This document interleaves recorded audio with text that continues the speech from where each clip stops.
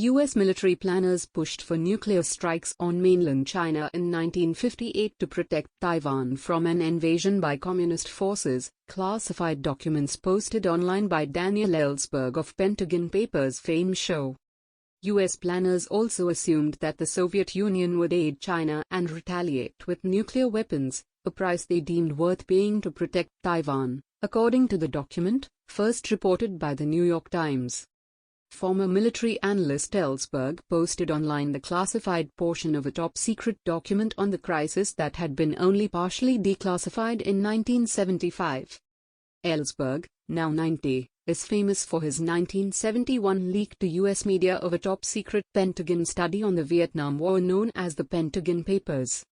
Ellsberg told the Times that he copied the top-secret Taiwan crisis study in the early 1970s, and is releasing it as tensions mount between the United States and China over Taiwan. Had an invasion taken place, General Nathan Twining, the chairman of the Joint Chiefs of Staff at the time, made it clear that the United States would have used nuclear weapons against Chinese air bases to prevent a successful air interdiction campaign, the document's authors wrote. If this did not stop an invasion, then there was no alternative but to conduct nuclear strikes deep into China as far north as Shanghai, the document said, paraphrasing Twining. In the event, U.S. President Dwight D. Eisenhower decided to rely initially on conventional weapons. The 1958 crisis ended when communist forces halted artillery strikes on islands controlled by Taiwan, leaving the area under the control of nationalist forces under Chiang Kai-shek.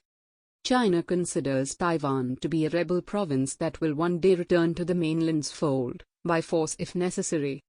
Washington has recognized Beijing since 1979, but maintains relations with Taipei and is its most important military ally. In recent months, the Chinese Air Force has increased incursions into Taiwan's air defense identification zone. The United States also frequently conducts what it calls freedom of navigation operations in the Flashpoint Taiwan's Strait waterway.